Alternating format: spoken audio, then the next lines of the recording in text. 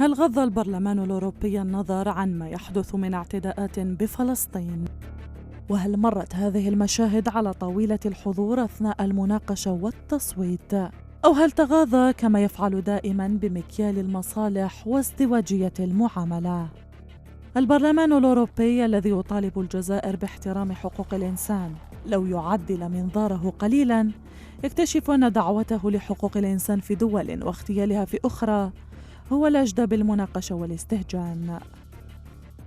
أمام ازدواجية المعايير اللي أصبحت تطبق بعين مفتوحة وعين مغلقة، عين مفتوحة على تطورات تقوم بها دول وتحتاج إلى تشجيع وإلى تعاون، وعين مغلوقة على انتهاكات حقيقية تقوم بها دول في العالم على غرار ما يعيشه الشعب الفلسطيني، على غرار ما يعيشه الشعب الصحراوي، وعلى الترقب أيضا لاحترام حقوق الإنسان في فلسطين وفي الصحراء الغربية.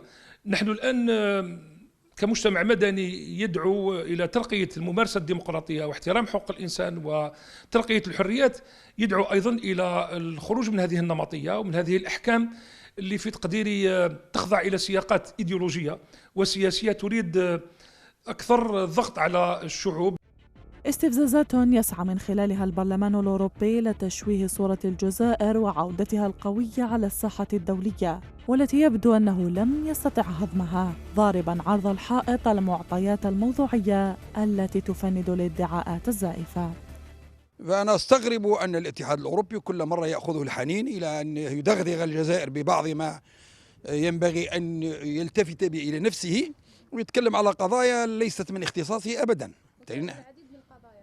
نحن نستنكر هذا ونجبه وننبه الاتحاد الأوروبي مرة أخرى إلى أن الجزائر لم تتدخل في أي شأن من شؤون الاتحاد الأوروبي، وعلى الاتحاد الأوروبي أن يحترم الجزائر، وإذا كان معه عنده أي شيء يريد أن يبلغه لنا القنوات الدبلوماسية الرسمية معروفة.